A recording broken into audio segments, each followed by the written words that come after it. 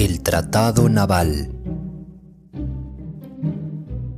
El mes de julio que siguió a mi boda se hizo digno de mención por 3 casos en los que tuve el privilegio de verme asociado con Sherlock Holmes y estudiar de cerca sus métodos.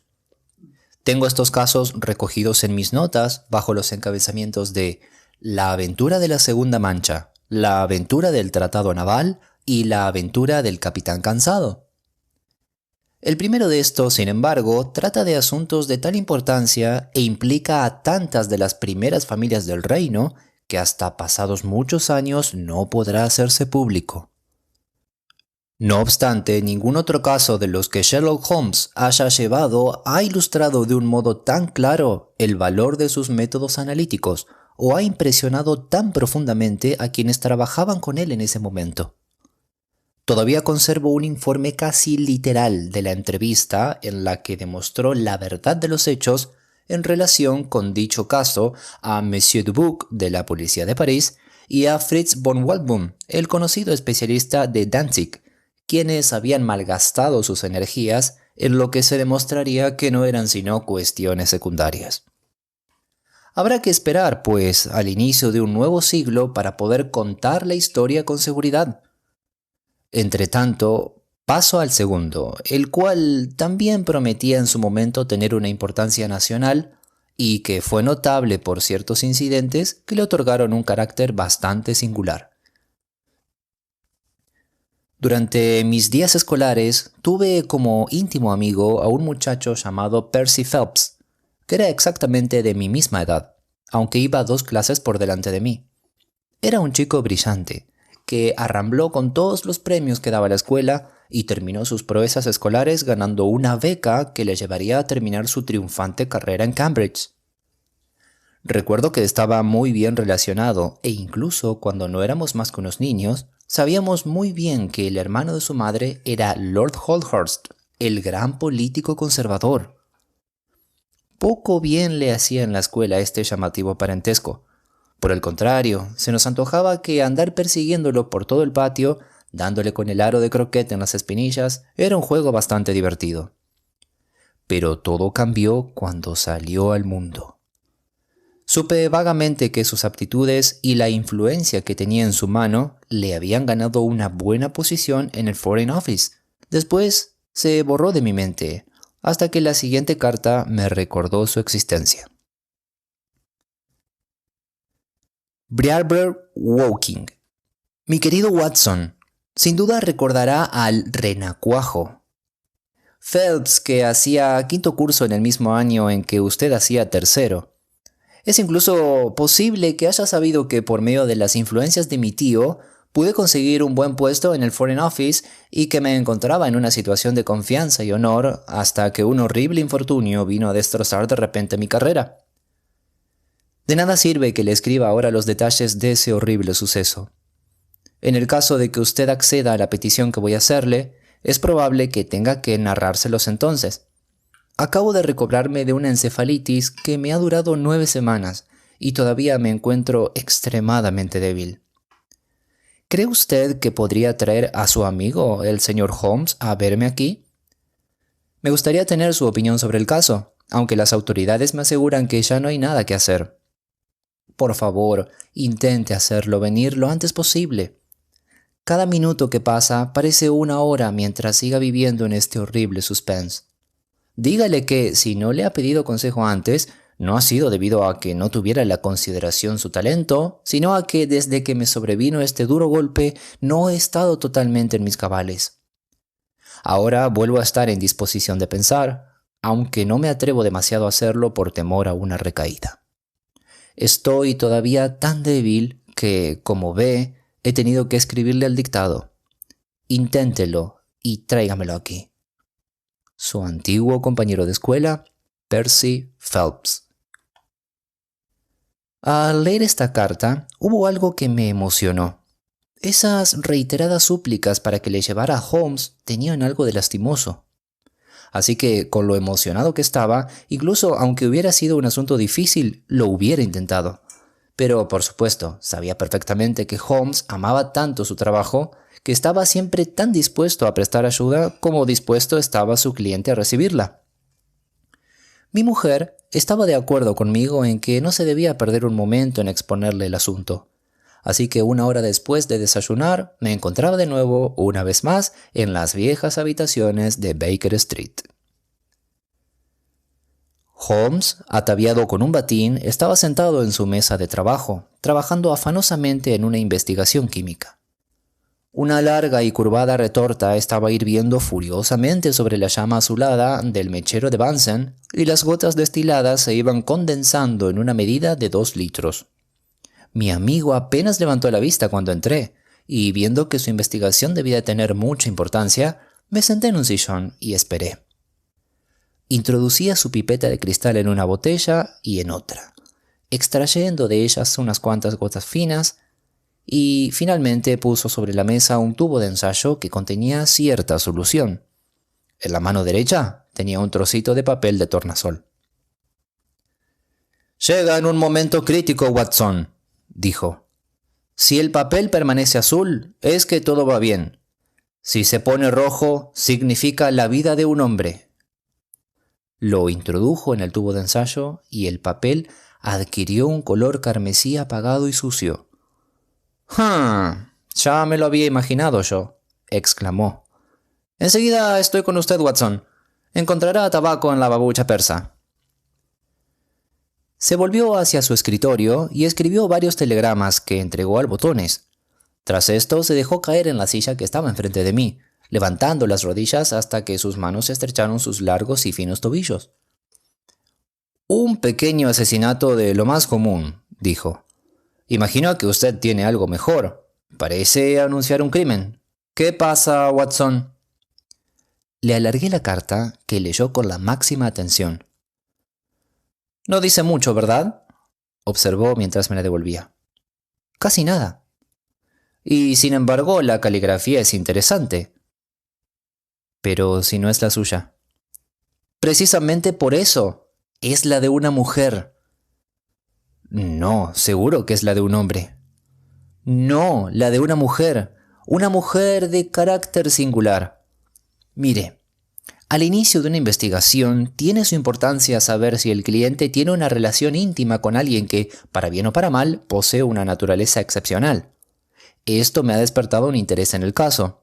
Si está usted preparado, partiremos enseguida para Woking y veremos a ese diplomático cuya situación es tan funesta y a la dama a quien dictó su carta». Tuvimos la suerte de pillar uno de los primeros trenes en Waterloo y en menos de 1 hora nos encontrábamos entre los bosques de abetos y los brezos de Woking. Briarbrae resultó ser una amplia casa construida en medio de una gran extensión de terreno, a pocos minutos de la estación.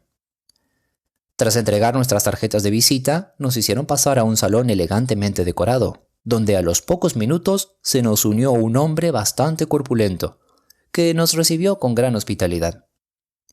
Estaba más cerca de los 40 que de los 30, pero sus mejillas eran tan sonrosadas y sus ojos tan alegres que seguía dando la impresión de un muchacho regordete y travieso. «Qué contento estoy de que hayan venido», dijo, dándonos efusivamente la mano. «Percy lleva toda la mañana preguntando por ustedes, pobre hombre. Se agarra un clavo ardiendo. Su padre y su madre me pidieron que los recibiera yo, ya que para ellos es un extremo doloroso la sola mención del asunto». «Todavía no tenemos detalles», observó Holmes. «Veo que usted no es un miembro de la familia». Nuestro conocido pareció sorprendido y mirando el suelo empezó a decir: «Por supuesto, ¿se ha fijado usted en las iniciales JH de mi medallón?», dijo. Por un momento pensé que se le había ocurrido algo inteligente. «Mi nombre es Joseph Harrison, y como Percy va a casarse con mi hermana Annie, seremos al menos parientes políticos. Encontrará a mi hermana en la habitación de Percy. Ha estado entregada a sus cuidados durante estos 2 últimos meses. Quizá sería mejor que entráramos cuanto antes, porque sé cuán impaciente está». La estancia a la que fuimos introducidos se hallaba en el mismo piso que el salón. Estaba amueblada en parte como un cuarto de estar y en parte como un dormitorio. Había jarrones de flores dispuestos con un gusto exquisito en todos los rincones de la habitación. Un hombre joven, muy pálido y como agotado, yacía en un sofá junto a la ventana abierta, por donde entraban el agradable aroma del jardín y la suave brisa del verano. Una mujer estaba sentada a su lado y se levantó al entrar nosotros. —¿Me retiro, Percy? —preguntó.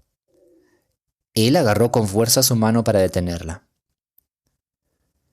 —¿Cómo está usted, Watson? —dijo cordialmente. Nunca lo hubiera reconocido con ese bigote y me atrevería a decir que usted no juraría que la persona que está viendo soy yo. Supongo que él es su célebre amigo, el señor Sherlock Holmes, ¿no es así? Les presenté con pocas palabras y nos sentamos. El hombre corpulento nos había dejado, pero su hermana permanecía allí con su mano entre las del inválido.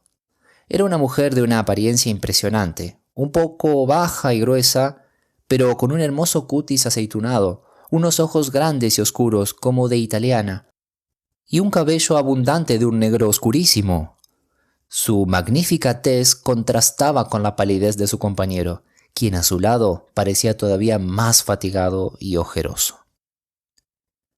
«No les haré perder tiempo», dijo él levantándose del sofá. «Entraré sin más preámbulos en el tema. Yo era un hombre feliz y de éxito, señor Holmes, y a punto de casarme, cuando un inesperado y horroroso infortunio vino a echar por tierra todas mis esperanzas. Trabajaba, como ya le habrá dicho Watson, en el Foreign Office, donde rápidamente ascendí hasta una posición de responsabilidad. Cuando esta administración hizo a mi tío ministro de Asuntos Exteriores, él empezó a darme misiones de importancia, y como yo las resolviera con éxito, llegó por último a tener la máxima confianza en mi habilidad y tacto. Hace aproximadamente 10 semanas, para ser más exacto el 23 de mayo pasado, me llamó a su despacho privado y tras felicitarme por el buen trabajo que había hecho, me informó de que tenía para mí una nueva misión de confianza. Esto, dijo, tomando de su escritorio un rollo de papel gris, es el original de ese tratado secreto entre Inglaterra e Italia, sobre el cual siento decir que ya corren rumores en la prensa. Es extremadamente importante que no haya ninguna filtración más. Las embajadas francesas o rusas pagarían enormes cantidades de dinero por conocer el contenido de estos documentos. No deberían salir de mi despacho, pero es absolutamente necesario hacer una copia de ellos. ¿Tienes escritorio en tu oficina? Sí, señor. Entonces coge el tratado y guárdalo allí. Daré instrucciones para que tengas que quedarte cuando se vayan los otros, de modo que puedas hacerlo a tus anchas sin temor a que alguien te esté vigilando. Cuando termines, vuelve a guardar bajo llave en tu escritorio tanto el original como la copia y entrégamelos personalmente mañana por la mañana. Tomé los documentos y... Perdóneme un inciso, dijo Holmes. ¿Estaban solos durante aquella conversación? Absolutamente. ¿En una estancia amplia? 30 pies en cada dirección. ¿En el centro? Sí, más o menos. ¿Hablando bajo? La voz de mi tío es siempre muy baja. Yo casi no hablé. Gracias, dijo Holmes, entornando los ojos. Por favor, tenga la bondad de seguir. Hice exactamente lo que me había indicado y esperé hasta que los otros empleados se marcharon. Uno de ellos, que trabaja en el mismo despacho que yo, Charles Gorot, tenía que terminar un trabajo atrasado, así que le dejé allí y me fui a cenar. Cuando volví, se había ido. Quería terminar cuanto antes mi trabajo, porque sabía que el señor Harrison, a quien acaban ustedes de ver, estaba en la ciudad y tomaría el tren de las 11 para volver a Woking y yo quería cogerlo también. Cuando me puse a examinar el tratado, enseguida me di cuenta de que tenía una importancia tal que mi tío no había exagerado nada con lo que había dicho. Sin entrar en detalles, puedo decir que definía la posición de Gran Bretaña en relación con la Triple Alianza y precedía la política que iba a llevar ese país en el caso de que la flota francesa aventajara en importancia a la italiana en el marco del Mediterráneo. Las cuestiones tratadas eran puramente navales. Al final estaban las rúbricas de los altos dignatarios que lo habían firmado. Les eché una mirada y me apliqué a la tarea de copiarlo. Era un largo documento, escrito en francés, y contenía 26 artículos separados. Copiaba lo más deprisa que podía, pero a las 9 solo había terminado 9 artículos y perdí las esperanzas de poder coger el tren. Me sentía soñoliento y estúpido, en parte debido a la cena y en parte también debido a un largo día de trabajo. Una taza de café me despejaría. Hay un portero que se queda toda la noche en un pequeño garito situado al pie de las escaleras. Este tiene la costumbre de preparar café en su infernillo de alcohol para los oficiales que se quedan haciendo horas extraordinarias. Toqué el timbre, pues, para que viniera. Para mi sorpresa, fue una mujer la que respondió a la llamada. Una mujer de edad, grande, de cara tosca, que llevaba un delantal. Me explicó que era la mujer del portero, que hacía los recados. Le pedí que me subiera un café. Escribí 2 artículos más y entonces, sintiéndome todavía más soñoliento, me levanté y pasé arriba y debajo de la habitación para estirar las piernas. El café seguía sin venir y me preguntaba cuál sería la causa de este retraso. Abrí la puerta y me encaminé por el pasillo con el fin de descubrirlo. Era un corredor poco iluminado que partía de la habitación en la que había estado trabajando, constituyendo su única salida. Terminaba en una escalera curva con el garito del portero en el corredor que estaba al final de la escalera. A mitad del camino de la escalera hay un descansillo al que da otro corredor formando un ángulo recto con este.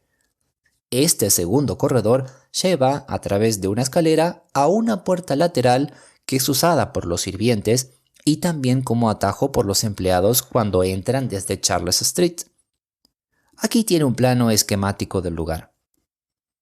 Gracias, creo que le sigo bastante bien. Es muy importante que tenga en consideración este punto.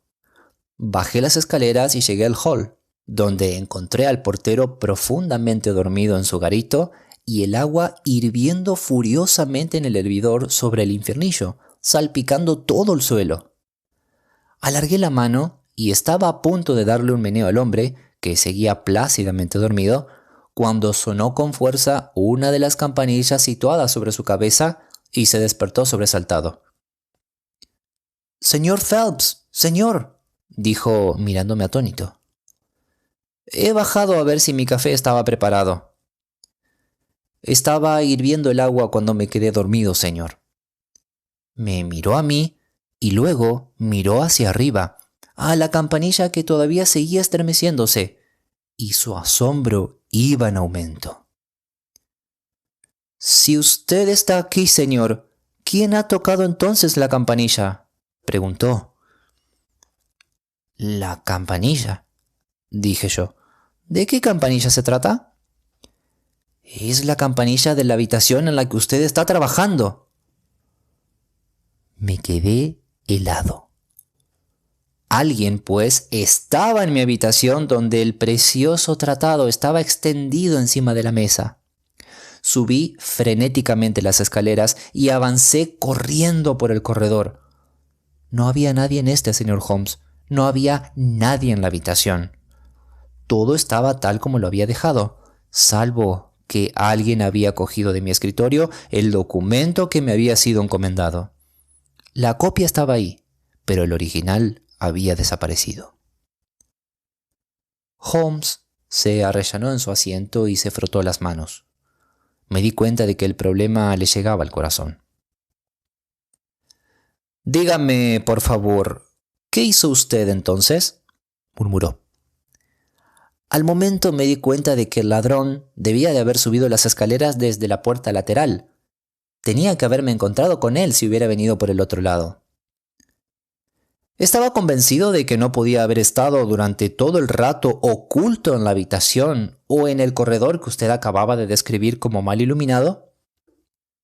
Es absolutamente imposible. Ni siquiera una rata podría ocultarse ni en la habitación ni en el pasillo. No hay escondite posible. Gracias, le ruego que siga. El portero, viendo en la palidez de mi rostro que había algo de temer, me había seguido escaleras arriba. Echamos los dos a correr por el pasillo y por las escaleras que llevaban a Charles Street. La puerta al pie de la escalera estaba cerrada, pero no tenía la llave echada.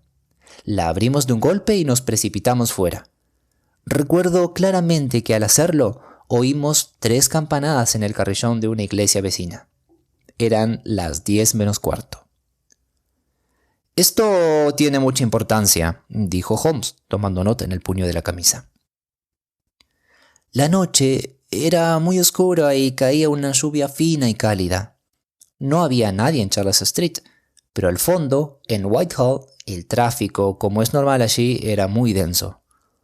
Corrimos por la acera sin que nos importara el ir descubiertos, y en la última esquina de la calle encontramos un policía que estaba allí parado.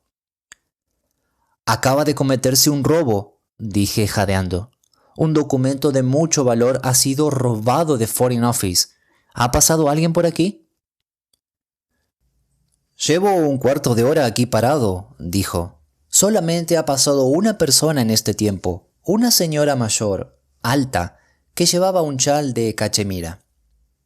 «¡Ah! Esa es mi mujer», exclamó el portero. «¿No ha pasado nadie más?» «Nadie».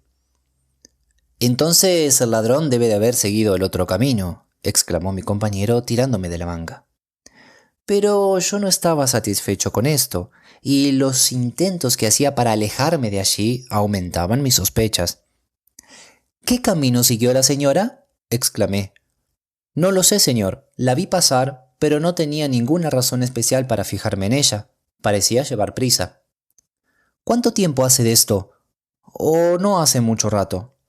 «¿Durante estos últimos 5 minutos?» «Pues sí, no pueden haber pasado más de 5». «Está perdiendo el tiempo, señor», gritó el portero. «Y ahora 1 minuto puede ser muy importante. Le doy mi palabra que mi mujer no tiene nada que ver en esto. Vayamos ahora al otro extremo de la calle». «Bueno, si no quiere, lo haré yo». Y con esto salió corriendo en la otra dirección. Pero al cabo de un momento le había alcanzado y le cogí por la manga. «¿Dónde vive?», dije yo. «En el número 16 de Ivy Lane, Brixton», contestó él. «Pero no se deje llevar por un rastro falso, señor Phelps. Vamos hacia el otro extremo de la calle y veamos si se oye algo». Con el policía nos apresuramos calle abajo, pero solo para descubrir otra calle rebosante de tráfico, mucha gente yendo y viniendo, pero todos ellos iban apresurados, deseosos de encontrar un lugar donde guarecerse en una noche tan húmeda. No había un gandul que nos pudiera decir quién había pasado. Entonces volvimos a la oficina y buscamos sin resultado por las escaleras y por el pasillo. El pasillo que lleva hasta la habitación está cubierto por un linóleo color cremoso que muestra fácilmente cualquier tipo de huella, pero no encontramos ni un rasguño ni una pisada. ¿Había estado lloviendo toda la noche? Desde las 7 más o menos. ¿Cómo puede ser entonces que la mujer que entró a eso de las 9 no dejara ninguna huella en sus embarradas botas? Me alegra que toque ese punto. Se me ocurrió entonces. Las asistentas que se encargan de hacer los recados tienen la costumbre de quitarse las botas en la garita del portero poniéndose zapatillas de suela lisa. Eso lo deja claro. Así que no había huellas, aunque la noche estaba siendo húmeda, ¿no? La sucesión de los acontecimientos tiene un interés extraordinario. ¿Qué hizo después? También examinamos la habitación. No había posibilidad de que hubiera una puerta secreta y las ventanas están a casi 30 pies del suelo. Las 2 estaban cerradas por dentro. La alfombra impedía la posibilidad de una trampilla y el techo está sencillamente encalado. Apostaría por mi vida que quien fuera que fuese el que robó mis documentos solo pudo entrar por la puerta. ¿Qué me dice de la chimenea? No la hay. Hay, en cambio, una estufa. El cordón de la campanilla cuelga de un alambre colocado justo a la derecha de mi escritorio. El que llamara tuvo que venir directamente a mi escritorio para hacerlo. Pero, ¿para qué quiere hacer sonar la campanilla un criminal? Es un misterio insoluble. Ciertamente, el incidente no es habitual. ¿Qué pasos dio después? ¿Examinó la habitación, como supongo que hizo, para ver si el intruso había dejado algún tipo de rastro tras de sí, una colilla o un guante tirado en el suelo, una horquilla de pelo o cualquier otra baratija? No había nada de eso. ¿Ningún olor especial? No pensamos en ello. Un aroma de tabaco nos serviría de mucho en una investigación de este tipo. Yo no fumo nunca, de modo que me hubiera dado cuenta si hubiera olido a tabaco. No había ninguna pista de este tipo. El único hecho tangible era que la mujer del portero, la señora Tanghi, se había apresurado a abandonar el lugar. Él no dio ninguna explicación de este hecho, salvo que esta era más o menos la hora en la que la mujer solía volver a casa. El policía y yo estábamos de acuerdo en que el mejor plan era dar caza a la mujer antes de que pudiese deshacerse de los documentos, en la presunción de que era ella quien los tenía. A esas alturas, la alarma había llegado ya a Scotland Yard y el señor Forbes, el detective, llegó rápidamente y tomó en sus manos el caso, dando muestras de una gran energía. Alquilamos un Simón y a la media hora llegamos a la dirección que se nos había dado. Abrió la puerta una joven, que resultó ser la hija mayor de la señora Tanghi. Su madre todavía no había vuelto y nos hizo pasar al cuarto delantero de la casa de esperar. Al cabo de 10 minutos aproximadamente, llamaron a la puerta de la casa con los nudillos, y aquí cometimos un error del que me siento culpable. En vez de abrir nosotros la puerta, dejamos a la chica que lo hiciera. La oímos decir: «Madre, hay 2 hombres esperándola». Y un instante después oímos los pasos de alguien que avanzaba precipitadamente por el pasillo hacia el interior de la casa.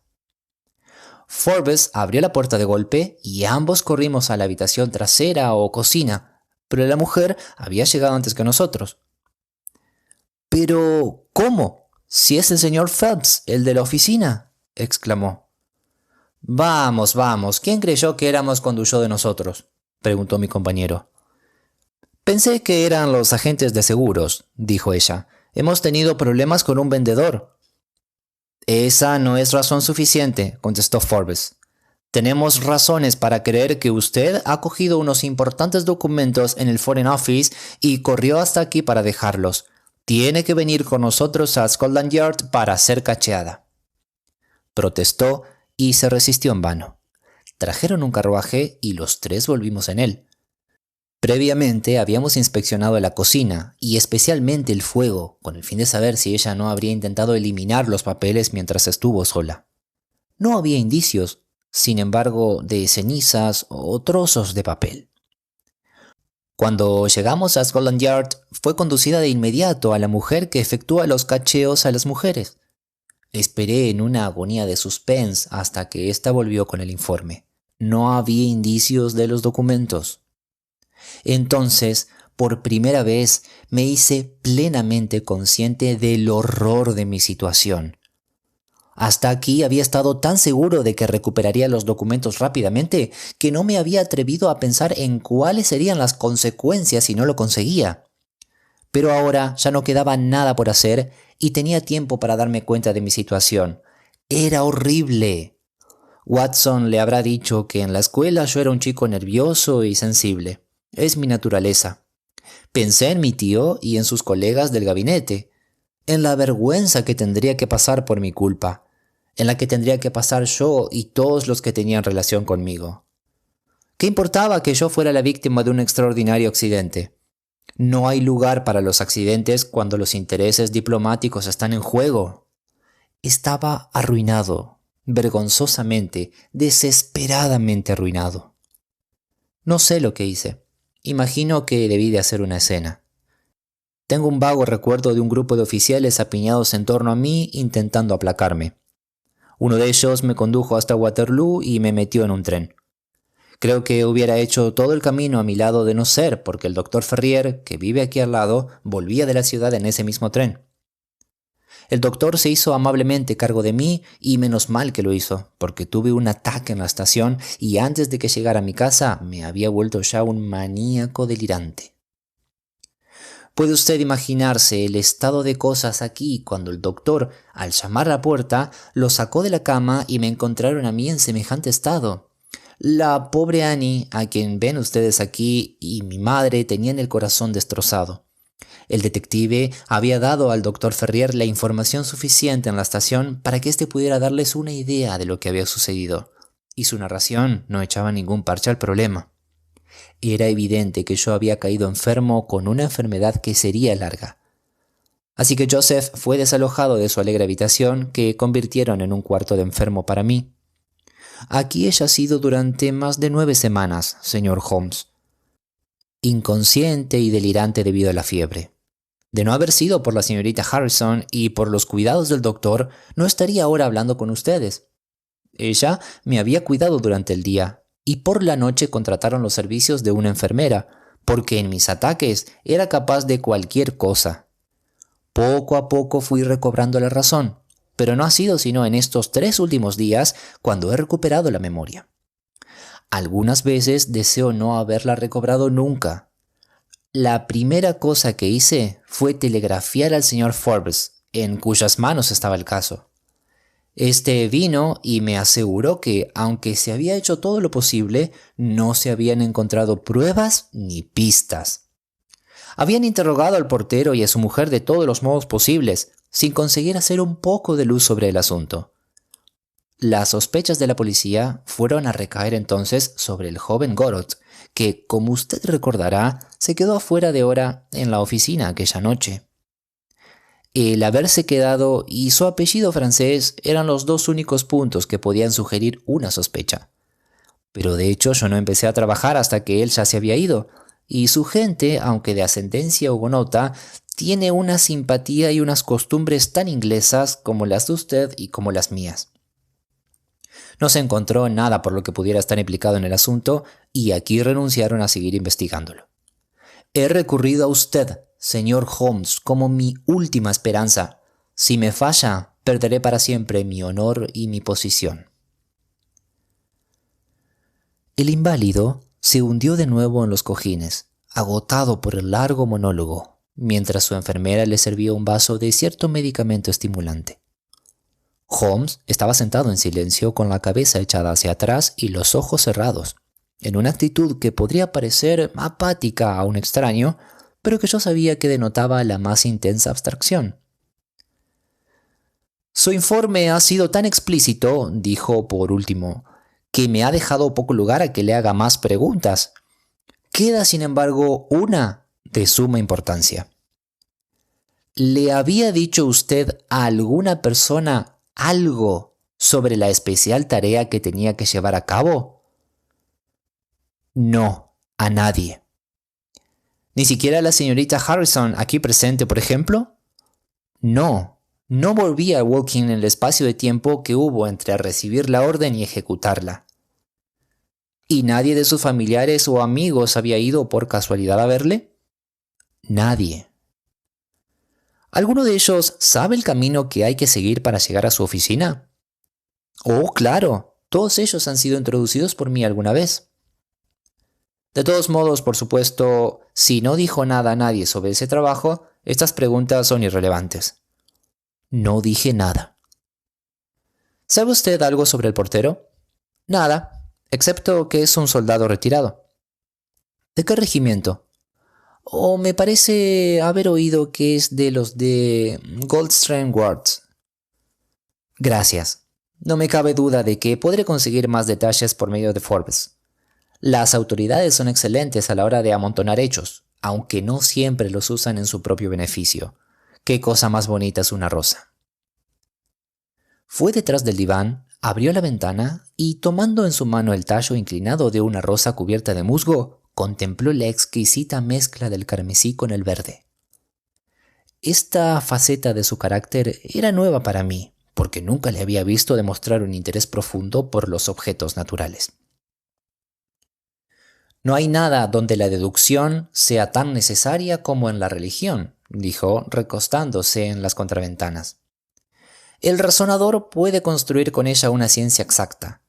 Siempre me ha parecido que la seguridad suprema de la bondad de la providencia descansa en las flores. Todas las demás cosas, nuestros poderes, deseos, nuestro alimento, todos son realmente necesarios en primera instancia para nuestra existencia. Pero esta rosa se nos da por añadidura. Su aroma y su color son un adorno de la vida, no una condición de esta. Solo la bondad se da por añadidura y por eso, repito, tenemos mucho que esperar de las flores. Percy Phelps y su enfermera miraron a Holmes durante esta demostración con sorpresa y un tanto de desilusión escrita en sus rostros. Él había caído en una ensoñación, con la rosa entre sus dedos. Pasó un rato antes de que la joven rompiera el silencio. ¿Ve usted alguna posibilidad de solucionar este misterio, señor Holmes?, preguntó con cierta aspereza. «Oh, el misterio», contestó él, volviendo con un sobresalto a las realidades de la vida. «Sería absurdo negar que el caso es oscuro y complicado, pero puedo prometerles que estudiaré el asunto y que les haré saber los puntos que me impresionan». ¿Ve alguna pista? Me han proporcionado usted 7, pero por supuesto debo comprobarlas antes de pronunciarme sobre su valor. ¿Sospecha de alguien? Sospecho de mí. ¿Qué? De llegar a conclusiones demasiado rápidas. Entonces vaya a Londres y compruebe sus conclusiones. Su consejo es excelente, señorita Harrison, dijo Holmes levantándose. Creo, Watson, que no podemos hacer nada mejor. No se deje llevar por falsas esperanzas, señor Phelps. El asunto está muy enmarañado. Estaré en un estado febril hasta que le vuelva a ver, exclamó el diplomático. Bueno, vendré en el mismo tren mañana, aunque es más probable que mi informe sea negativo. Dios le bendiga por su promesa de venir, exclamó nuestro cliente. Me hace cobrar nuevos ánimos el saber que se está haciendo algo. A propósito, tuve una carta de Lord Holdsworth. Ah, ¿qué decía? Se mostraba frío, pero no severo. Me atrevería a decir que mi grave enfermedad ha evitado que lo fuera. Volví a repetir que el asunto era de suma importancia y añadía que no se daría paso alguno en relación con mi futuro, con lo cual, por supuesto, se refería a una destitución, hasta que me hubiera recuperado y tuviera la oportunidad de reparar mi infortunio. Bueno, fue razonable y considerado, dijo Holmes. Vamos, Watson, que tenemos un buen día de trabajo ante nosotros. El señor Joseph Harrison nos condujo a la estación, y enseguida nos encontramos inmersos en el rápido traqueteo de un tren que venía de Portsmouth. Holmes se hundió en sus pensamientos y apenas abrió la boca hasta que pasamos Clapham Junction. Qué agradable es llegar a Londres a través de una de estas líneas que le permiten a uno ver las casas desde arriba, como en este caso. Pensé que bromeaba porque la visión era bastante sórdida, pero enseguida se explicó. Mire esos grandes grupos de edificios que se levantan aislados por encima de los tejados de pizarra. Parecen islas de ladrillo en un mar plomizo. Son los internados. Los faros, muchacho, los faros. Almenaras del futuro. Cápsulas con cientos de pequeñas, brillantes semillas en cada uno. De ellas surgirá el inglés del mañana, más inteligente, mejor. Supongo que ese hombre Phelps no beberá, ¿no? No creo. Ni yo tampoco. Pero estamos obligados a tener en cuenta todas las posibilidades. El pobre se ha metido en aguas demasiado profundas y la cuestión que ahora se plantea es si podremos o no sacarlo a flote sano y salvo. ¿Qué piensa usted de la señorita Harrison? Es una muchacha con un carácter muy fuerte. Sí, pero o yo estoy equivocado o se trata de una muchacha bastante sensata. Ella y su hermano son los únicos hijos de un fabricante de hierro asentado en algún lugar camino de Northumberland. Phelps se comprometió con ella con ocasión de un viaje que realizó el año pasado. Ella vino después, con su hermano como escolta, para que le presentara a su familia. Entonces sucedió este accidente y ella se quedó a cuidar a su amado, mientras que su hermano Joseph, encontrándose cómodo, decidió quedarse también. He estado haciendo alguna investigación por mi cuenta, pero hoy ha de ser un día lleno de ellas. Mi clientela... empecé a decir yo. Oh, si usted encuentra sus casos más interesantes que los míos, dijo Holmes con aspereza. Iba a decir que mi clientela bien puede ir tirando sin mí por un día o dos. Al fin y al cabo es el periodo más tranquilo del año. Excelente, dijo él recobrando su buen humor. Entonces estudiaremos juntos este asunto. Creo que debemos empezar por ir a ver a Forbes. Probablemente él pueda darnos todos los detalles que precisamos, hasta que sepamos por dónde ha de abordarse el asunto. Usted dijo que tenía una pista. Bueno, tenemos varias. pero solo podremos saber si valen para algo mediante una investigación posterior. El crimen más difícil de rastrear es aquel que carece de un objetivo claro. Ahora bien, este sí que tiene un objetivo. ¿Quién va a beneficiarse? Están el embajador francés y el ruso. Están asimismo quien quiera que sea el que vaya a vendérselo al uno o al otro. Y está Lord Holdsworth. Lord Holdhurst. Bueno, se puede concebir que un hombre de Estado se encuentre en una situación en la que no le importaría que cierto documento desapareciera de un modo accidental. No un hombre de Estado con un historial tan honorable como el de Lord Holdhurst. Es una posibilidad y no podemos permitirnos el lujo de desecharla. Veremos a este honorable Lord hoy y descubriremos si puede decirnos algo. Entretanto, ya he puesto en marcha algunas investigaciones. ¿Ya? Sí. Envié telegramas desde la estación de Woking a todos los periódicos de la tarde de Londres. Este anuncio aparecerá en todos ellos. Me tendió una hoja de papel arrancada de su cuaderno de notas. En esta aparecía escrito a lápiz: 10 libras de recompensa a quien pueda dar información sobre el número del vehículo que depositó a un pasajero en la puerta o alrededores del Foreign Office en Charles Street a las 10 menos cuarto de la noche del pasado 23 de mayo. Dirigirse al 221B de Baker Street. ¿Cree usted que el ladrón fue en Simón? Si no fue así, tampoco nos perjudicaría el intentar saberlo.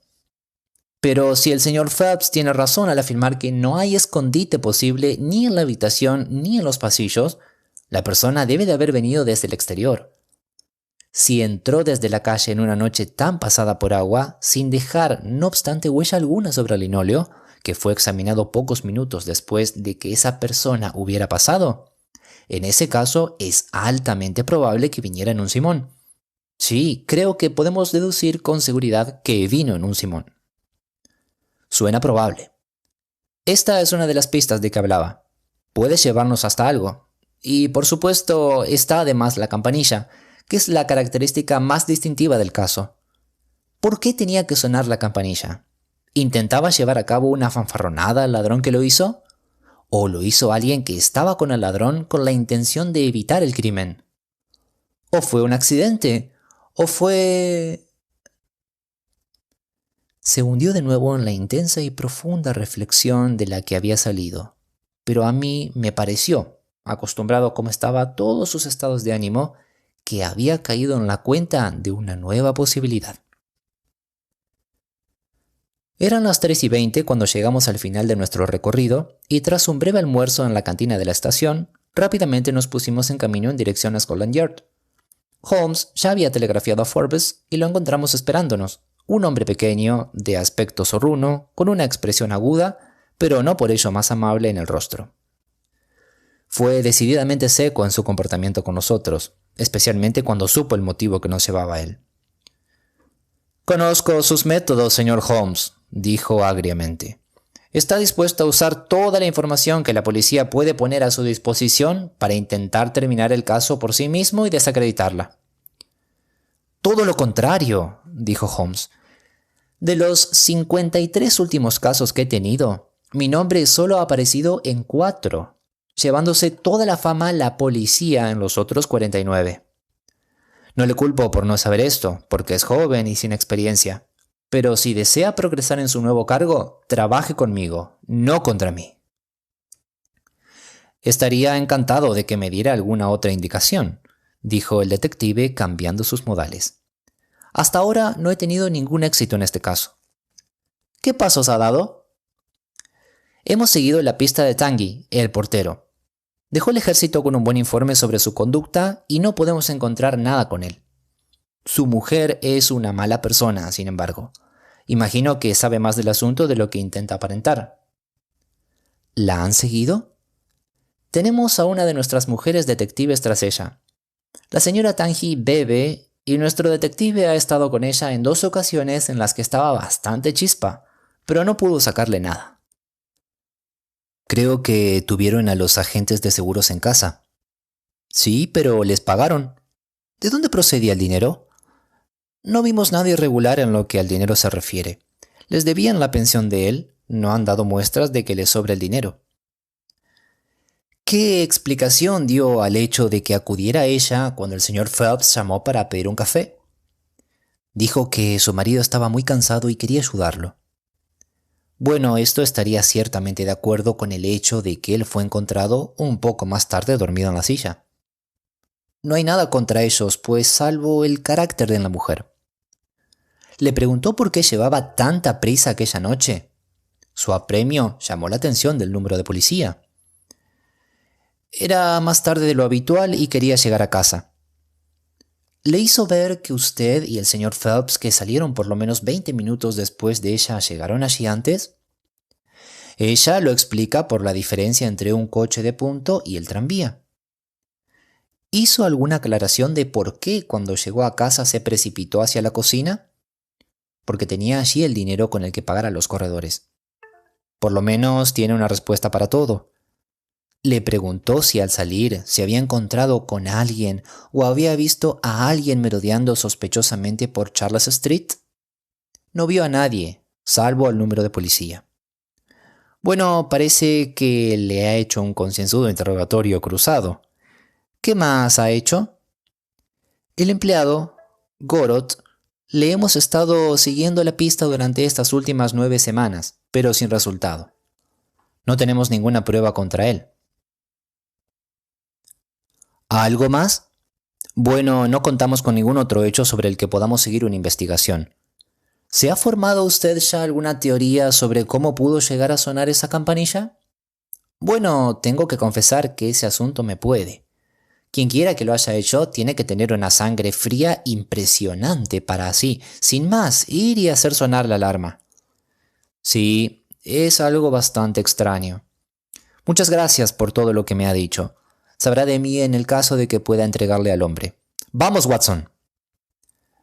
¿Dónde vamos a ir ahora? Pregunté al dejar la oficina. Vamos a ir a entrevistarnos con Lord Haldhurst, el ministro de gabinete y futuro primer ministro de Inglaterra. Tuvimos la suerte de que Lord Haldhurst estaba todavía en su despacho de Downing Street y tras hacerle llegar Holmes su tarjeta de visita, nos hizo pasar al instante. El político nos recibió con esa extremada cortesía un poco pasada de moda que le caracteriza. Nos ofreció asiento en 2 lujosos y cómodos sillones situados a ambos lados de la chimenea. Él, de pie sobre la alfombra que se extendía entre ambos, con su esbelta y ligera figura, su rostro agudo y pensativo y su rizado cabello prematuramente cano, parecía representar el tipo, ya no demasiado común, del noble que es noble de verdad. Su nombre me es muy familiar, señor Holmes, dijo sonriendo. Y por supuesto no puedo fingir que desconozco el objeto de su visita. Solo ha habido un suceso en estas oficinas que puede haber requerido su presencia aquí. Pero permítame que le pregunte por cuenta de quién actúa. Del señor Percy Phelps, contestó Holmes. Ah, mi infortunado sobrino. Como usted puede comprender, nuestro parentesco me hace todavía más difícil el intentar protegerle de un modo u otro. Temo que este incidente tendrá un efecto muy perjudicial en su carrera. Pero, ¿y si encontramos el documento? Ah, en ese caso sería diferente. Me gustaría hacerle unas preguntas, Lord Haldhurst. Estaré encantado de poder ofrecerle toda la información que se encuentre en mi poder. ¿Fue en esta habitación en donde le dio a su sobrino las instrucciones de cómo debía llevarse a cabo la copia del documento? Esta era. Entonces difícilmente pudo haber alguien que sorprendiera su conversación. Por supuesto. ¿Le había mencionado a alguien que tenía la intención de entregar el tratado a alguien con el fin de hacer una copia? Nunca.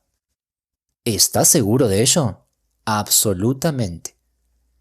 Bueno, puesto que ni usted se lo dijo a nadie, ni el señor Phelps se lo dijo a nadie, ni nadie más sabía algo sobre el asunto, la presencia del ladrón en la habitación fue, pues, algo puramente accidental. Vio una posibilidad y no la dejó escapar. El político sonrió. Eso ya no es de mi competencia, dijo. Holmes se quedó un momento pensativo. Hay otro aspecto del asunto, también muy importante, que me gustaría comentar con usted, dijo. Tengo entendido que usted temía las graves consecuencias que acarrearía el hecho de que se llegaran a conocer ciertos detalles del tratado, ¿no es así? Una sombra cubrió el expresivo rostro del político. Verdaderamente, graves consecuencias. ¿Y las ha habido ya? No, todavía no. Si el tratado hubiera llegado, pongamos por caso, al Ministerio de Asuntos Exteriores francés o ruso, ¿lo sabría? Sí, tendría que saberlo, dijo Lord Hothurst, poniendo una expresión de disgusto en el rostro. Entonces, puesto que han pasado casi 10 semanas y todavía no se sabe nada, ¿sería cierto suponer que el tratado no ha llegado a ellos? Lord Hothurst se encogió de hombros. No podemos suponer que el ladrón cogió el tratado para enmarcarlo y colgarlo en la pared. Posiblemente esté esperando a poder venderlo a mejor precio. Si espera un poco más, ya no podrá venderlo en absoluto. Dentro de unos cuantos meses el tratado dejará de ser secreto. Eso es muy importante, dijo Holmes. Por supuesto, no está fuera de lo posible que el ladrón se encuentre aquejado de una súbita enfermedad. ¿Un ataque de encefalitis, por ejemplo?, preguntó el político, lanzándole una rápida mirada. Yo no diría eso, dijo Holmes imperturbable. Y ahora nos vamos, Lord Hothurst. Ya le hemos quitado mucho de su valioso tiempo y solo nos queda desearle que tenga usted un muy buen día. Le deseo suerte en su investigación, sea quien sea el criminal, contestó el noble caballero al tiempo que nos despedía con una reverencia. Es un buen tipo, dijo Holmes cuando salimos a Whitehall, pero tiene enormes dificultades para mantener su posición. Anda lejos de ser rico y tiene muchos gastos. ¿Se dio cuenta de que sus botines tenían echadas medias sueltas? Ahora, Watson, no quiero tenerle alejado más tiempo de sus obligaciones. No haré nada más hoy, a no ser que alguien conteste al anuncio que puse en el periódico. Pero le estaría agradecido en extremo si quisiera acercarse conmigo mañana a Woking. Cogeremos el mismo tren que hemos cogido hoy. Me reuní pues con él a la mañana siguiente e hicimos el viaje juntos hasta Woking. Nadie había contestado al anuncio, dijo, y nada había sucedido que echara una nueva luz sobre el asunto. Tenía, cuando así lo deseaba, la profunda inexpresividad de una piel roja. Y yo no pude decidir.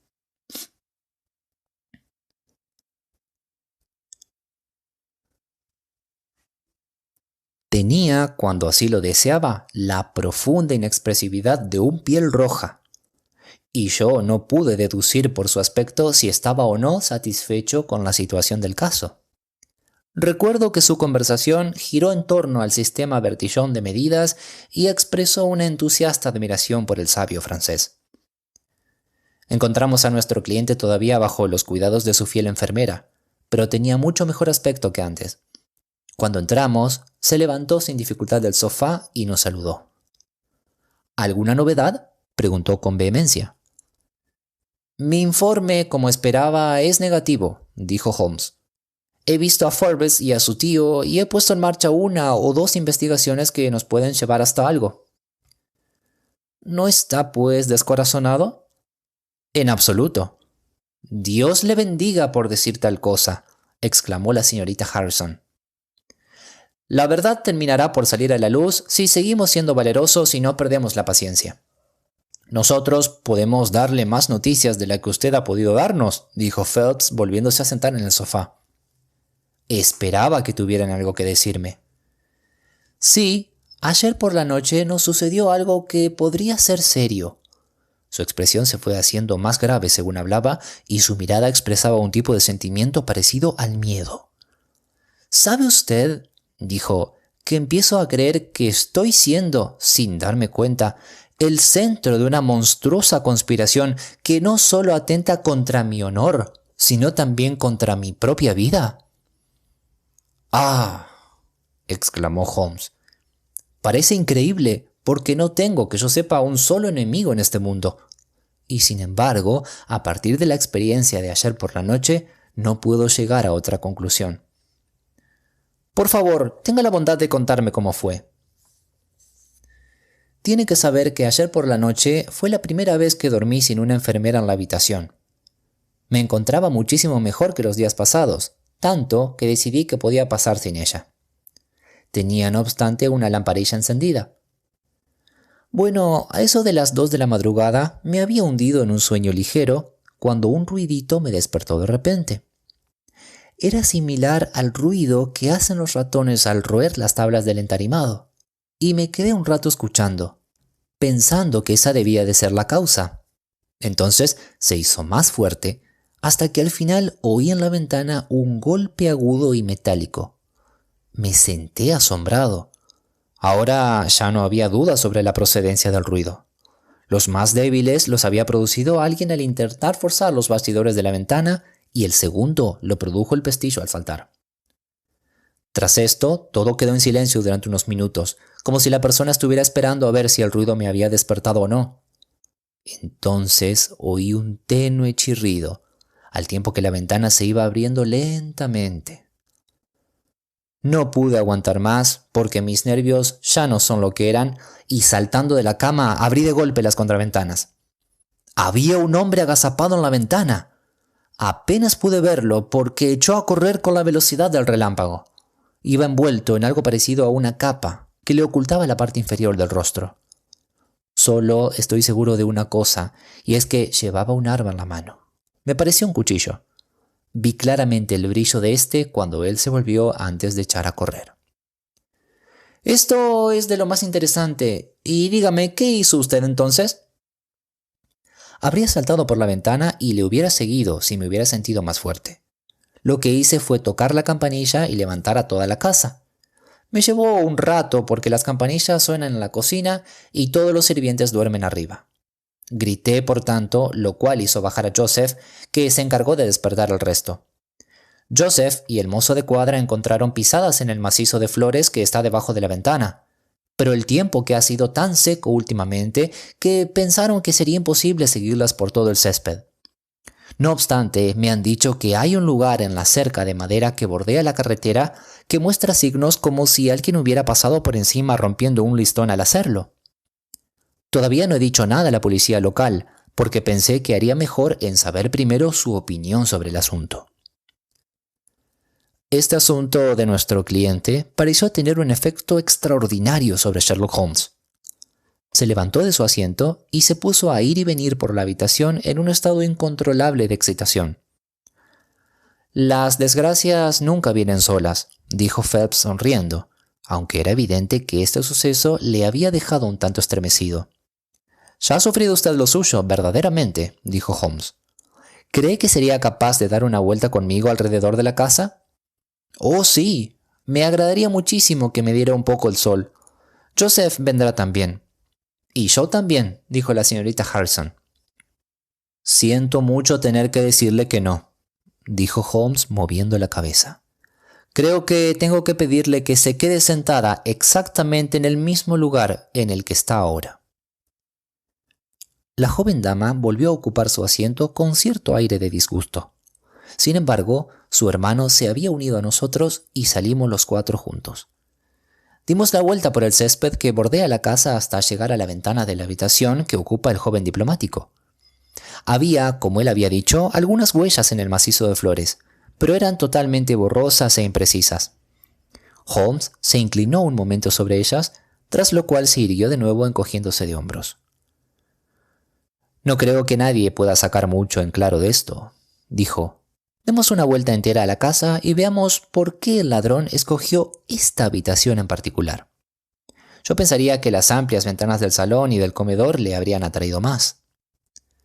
«Se ven más desde la carretera», sugirió el señor Joseph Harrison. «Ah, sí, claro. Hay aquí una puerta por la que quizá haya intentado pasar. ¿Para qué la usan?» «Es la puerta lateral que utilizan los comerciantes. Por supuesto, por la noche está cerrada con llave». «¿Les había sucedido algo parecido en alguna otra ocasión?» «Nunca», dijo nuestro cliente. «¿Tiene en casa plata o algo que pueda atraer a los ladrones?» «Nada de valor». Holmes se dio un paseo alrededor de la casa. Llevaba las manos en los bolsillos y mostraba un aspecto bastante negligente, algo inusual en él.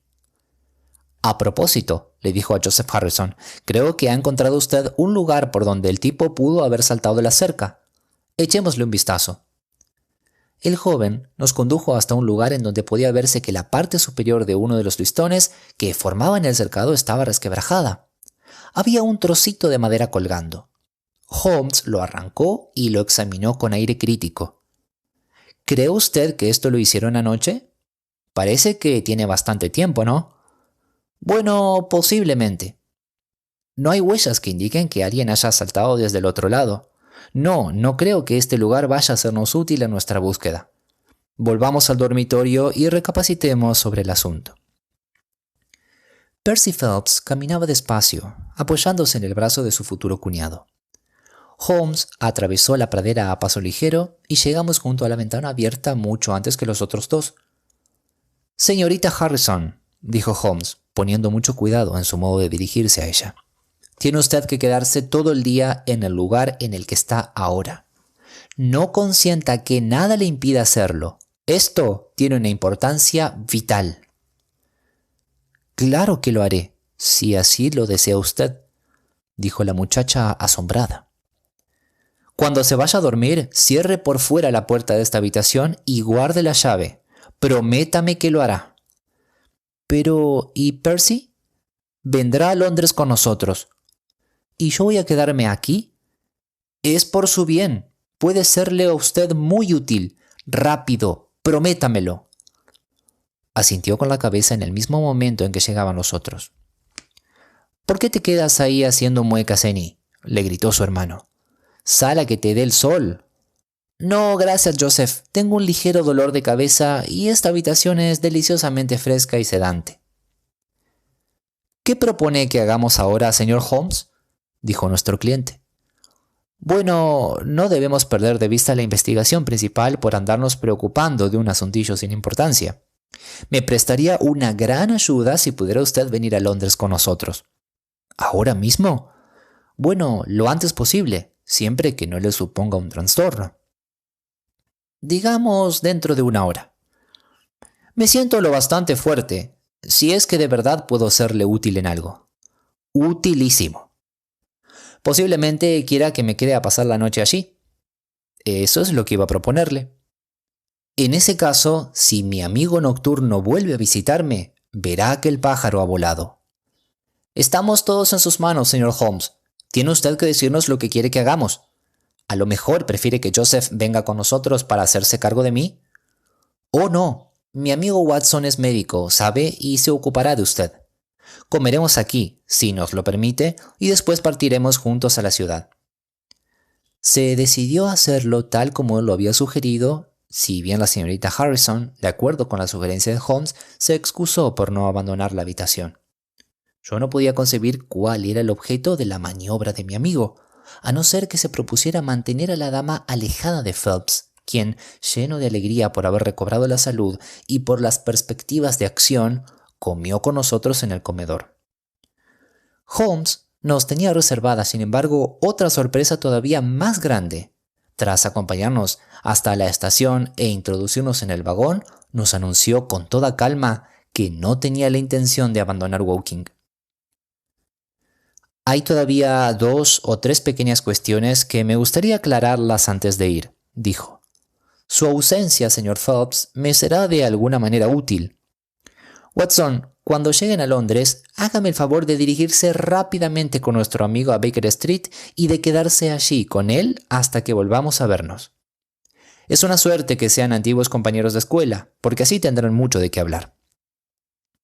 El señor Phelps puede ocupar el cuarto de huéspedes y yo volveré a estar con ustedes mañana a la hora del desayuno, ya que hay un tren que me dejará a las 8 en la estación de Waterloo». «Pero, ¿qué pasará con nuestra investigación en Londres?», preguntó Phelps pesaroso. «Podremos hacerla mañana.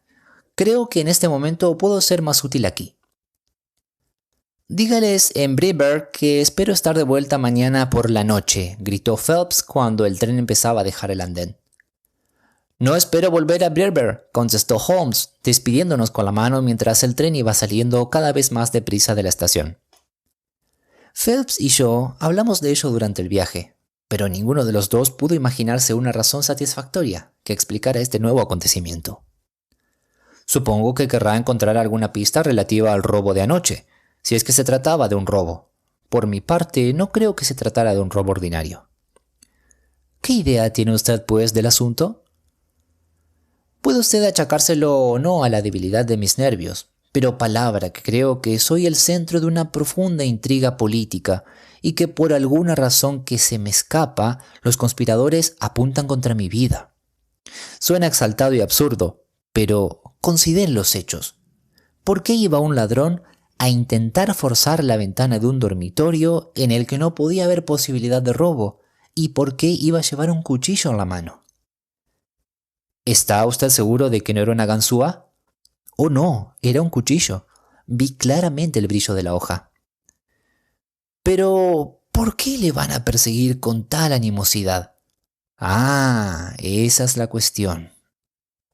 Bueno, si Holmes tiene el mismo punto de vista, eso estaría conforme con el hecho de que él se haya quedado allí, ¿no? Suponiendo que su teoría sea correcta, si puede echarle el guante a quien le amenazó usted anoche, habrá avanzado mucho en la búsqueda de la persona que se llevó el tratado naval. Es absurdo suponer que tiene usted dos enemigos, uno que le roba mientras el otro atenta contra su vida. Pero el señor Holmes dijo que no iba a ir a Berber. Le conozco desde hace algún tiempo, dije yo, y sé que nunca hace nada si no cuenta con una buena razón para hacerlo. Y con esto nuestra conversación saltó a otros tópicos. Pero fue un día agotador para mí.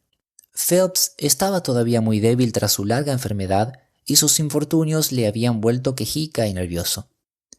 En vano me propuse atraer su interés hacia otros temas tales como Afganistán, India, los problemas sociales, cualquier cosa que le quitara de la cabeza el problema que le tenía obsesionado. Siempre terminaba volviendo al desaparecido tratado, preguntándose, haciendo conjeturas, especulando sobre lo que estaría haciendo Holmes, lo que decidiría Lord Holdhurst, las noticias que tendríamos por la mañana. Al ir avanzando la tarde, su excitación se hizo casi dolorosa. ¿Tiene una fe implícita en Holmes?, preguntó. Le he visto llevar a cabo hechos asombrosos. ¿Pero logró esclarecer alguna vez algún otro asunto tan oscuro como este? Oh, sí. Le he visto resolver casos que presentaban menos pistas que el suyo. ¿Pero alguno en el que tantos intereses estuvieran en juego? Eso no lo sé. Lo que sí sé seguro es que ha actuado en representación de 3 de las casas reinantes de Europa en asuntos vitales. Pero usted le conoce bien, Watson. Es un tipo tan inescrutable que nunca sé qué pensar de él. ¿Cree que tiene esperanzas? ¿Cree que cuenta con acabar el asunto con éxito? No ha dicho nada. Eso es un mal signo. Por el contrario, me he dado cuenta de que cuando no sabe por dónde va, lo dice. Es cuando huele algo, pero todavía no está lo bastante seguro de que está en lo cierto, cuando se muestra más taciturno.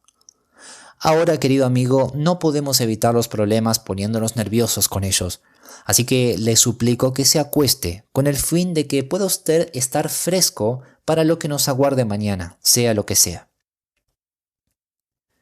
Finalmente, pude persuadir a mi compañero de que siguiera mi consejo, aunque sabía, por el estado de excitación en que se encontraba, que no dormiría nada. En realidad, su estado de ánimo era contagioso, porque yo me pasé la mitad de la noche dando vueltas en la cama, rumiando aquel extraño asunto e inventándome cientos de teorías, cada una de ellas, si cabe, más imposible que la anterior. ¿Por qué se había quedado Holmes en Woking? ¿Por qué le había pedido a la señorita Harrison que se quedara en la habitación del enfermo todo el día? Me devané los sesos hasta que me quedé dormido en el empeño de encontrar una explicación que abarcara todos los hechos. Eran las 7 cuando me desperté y rápidamente me encaminé al cuarto de Phelps, encontrándolo ojeroso y agotado tras haber pasado la noche en blanco. Su primera pregunta fue si Holmes había llegado ya. «Estará aquí a la hora prometida», dije yo, «y ni un instante antes o después». Y mis palabras fueron ciertas, porque justo después de las 8, un taxi se paró ante la casa y nuestro amigo salió de él. De pie, junto a la ventana, vimos que traía vendada la mano izquierda y que su rostro estaba pálido y con un aire lúgubre. Entró en la casa, pero pasó un rato antes de que subiera. «Parece un hombre vencido», exclamó Phelps. Me vi forzado a contestar que era verdad. «Después de todo», dije yo, «la clave del asunto es probable que se encuentre aquí en la ciudad». Phelps exhaló un gemido. «No sé cómo será», dijo él, «pero había esperado tanto su vuelta. Pero ayer no llevaba la mano vendada, ¿verdad? ¿A qué puede deberse?» «¿No estará usted herido, Holmes?», pregunté yo, cuando nuestro amigo entró en la habitación. «¿Qué va? Solo es un rasguño debido a mi propia torpeza», contestó, dándonos los buenos días.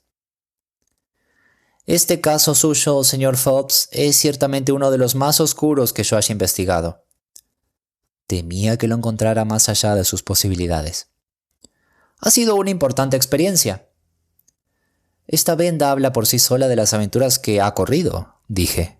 «¿No nos contará lo que sucedió?» «Después del desayuno, mi querido Watson, recuerde que vengo a respirar el aire matutino de Surrey.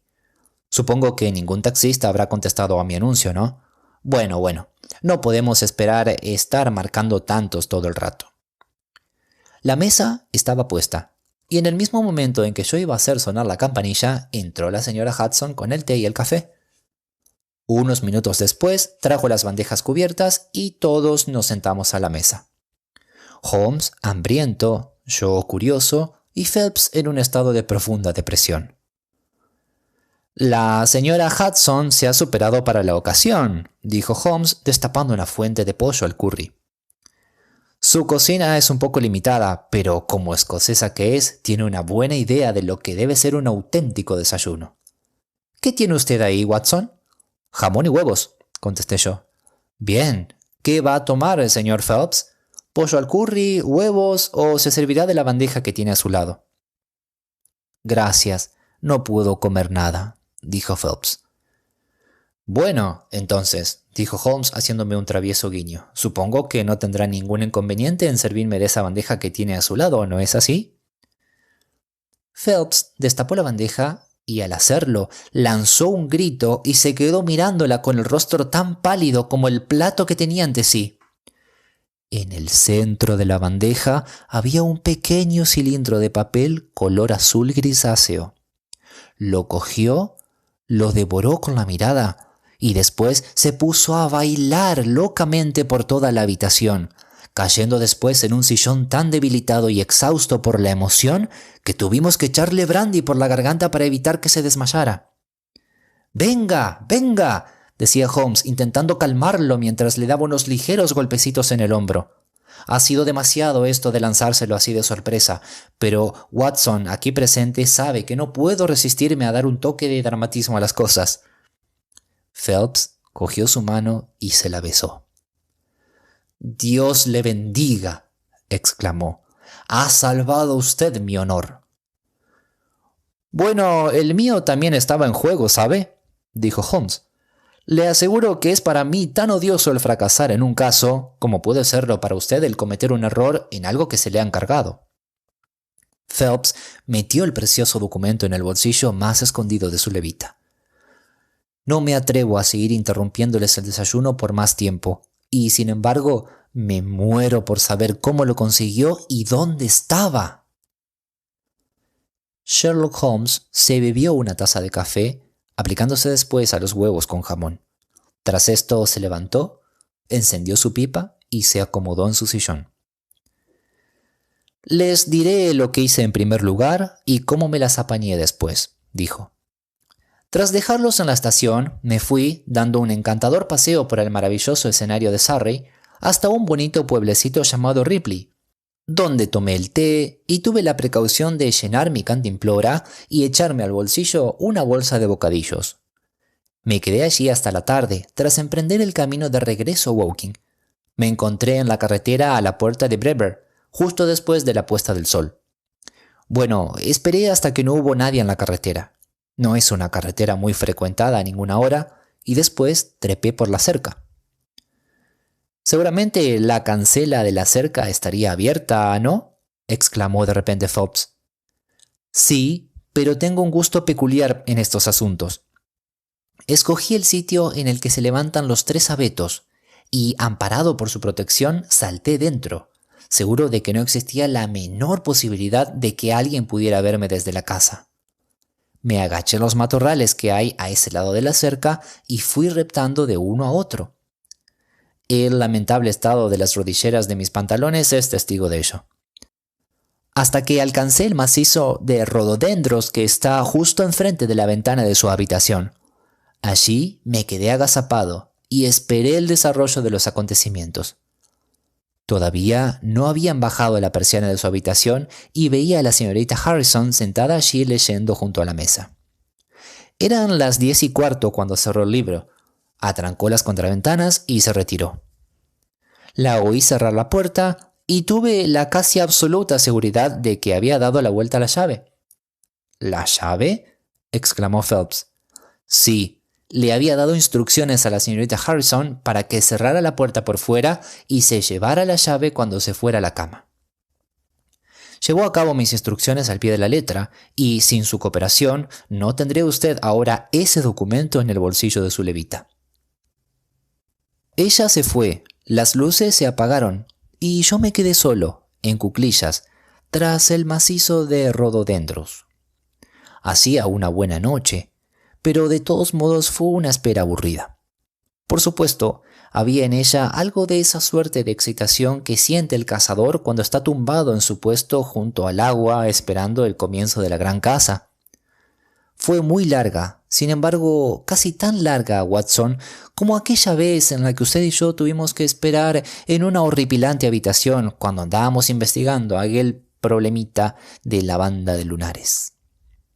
El reloj de una iglesia de Woking daba los cuartos, y más de una vez pensé que se había parado. Por fin, no obstante, a eso de las 2 de la madrugada, oí de repente el suave sonido de un cerrojo que se abría y el chirrido de una llave. Un momento después, se abrió la puerta de servicio y el señor Joseph Harrison salió a la luz de la luna. «¡Joseph!», exclamó Phelps. Iba descubierto, pero se había echado una capa sobre los hombros con el fin de poder ocultar su rostro rápidamente en caso de emergencia. Caminaba de puntillas, amparándose en la sombra que hacían las paredes de la casa, y cuando llegó a la ventana, metió un cuchillo de hoja muy larga por la ranura y levantó el pestillo, abriendo entonces la ventana de golpe, tras lo cual metió el cuchillo por la ranura de la contraventana, hizo saltar la tranca y la abrió de par en par. Desde el lugar en el que estaba veía perfectamente el interior de la habitación y pude seguir todos y cada uno de sus movimientos. Encendió las 2 velas que estaban en la repisa de la chimenea y entonces procedió a levantar una esquina de la alfombra cerca de la puerta. De repente se paró y sacó una pieza cuadrada del entarimado, de esas que se dejan para que los fontaneros puedan acceder a los empalmes de las tuberías de gas. Esta cubría de hecho el empalme en forma de T donde se une la tubería que abastece de gas a la cocina, que está justo debajo de esa habitación. Sacó el cilindro de papel fuera del escondite, volvió a poner la pieza del entarimado, arregló la alfombra dejándola como estaba, apagó las velas y cayó en mis brazos al estar yo esperándole bajo la ventana. Bueno, el señor Joseph tiene más maldad de la que yo le hubiera adjudicado. Sí, señor, mucha más.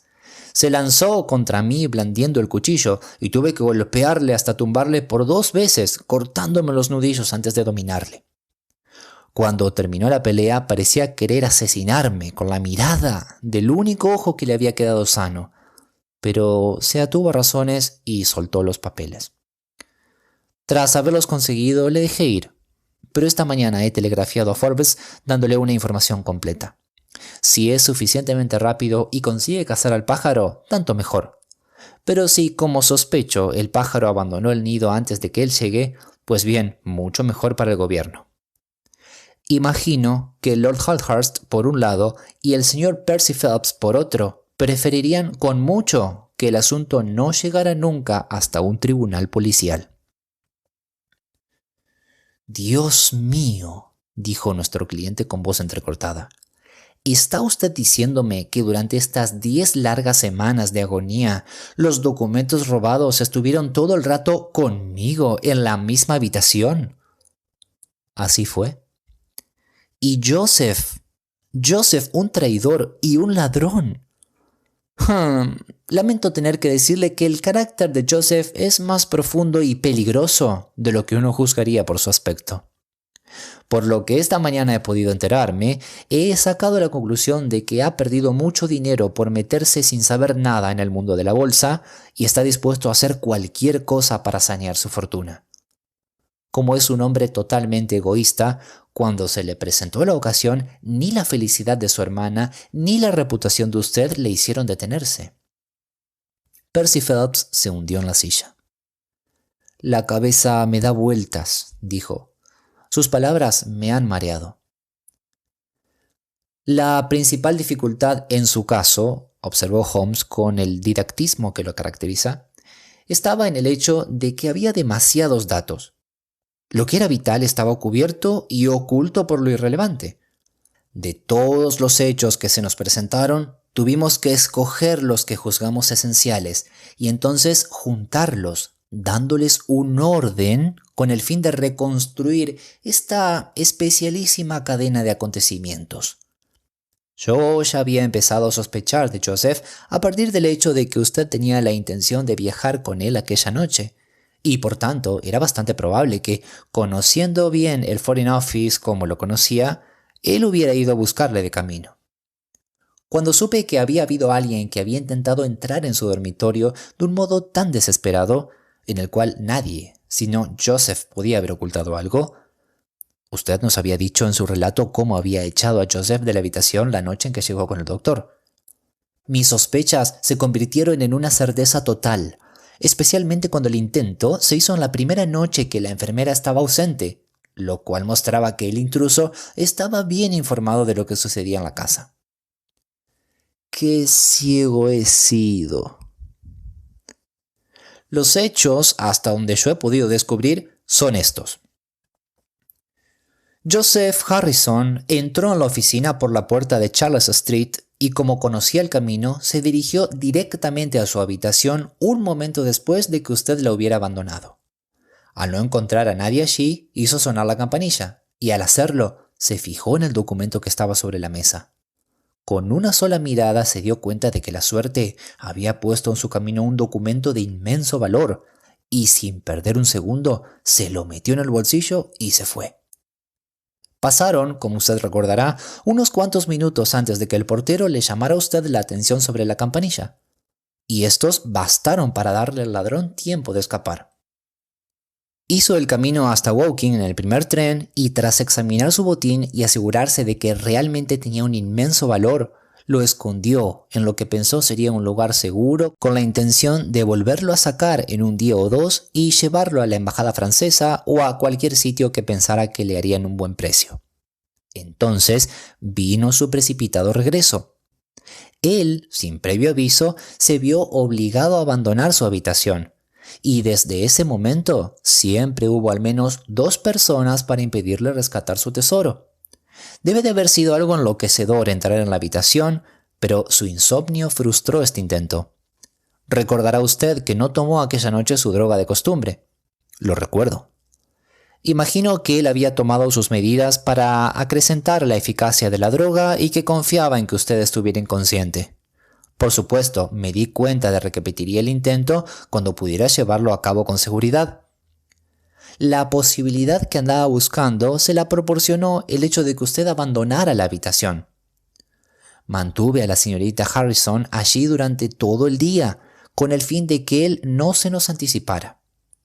Tras esto, y tras haberle hecho creer que no había moros en la costa, hice guardia del modo que les he descrito. Yo ya sabía que los documentos probablemente estaban en la habitación, pero no deseaba destrozar todo el entarimado y todo el zócalo en su búsqueda.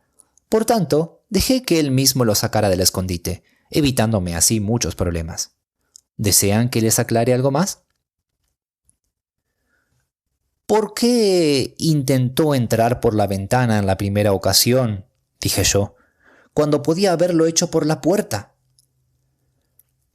Hubiera tenido que pasar por delante de 7 dormitorios para alcanzarla. Por otro lado, podía salir con facilidad al césped. ¿Algo más? ¿No piensa usted, preguntó Phelps, que tenía intenciones asesinas? Solo se ha referido usted al cuchillo como herramienta. Puede ser, contestó Holmes encogiéndose de hombros.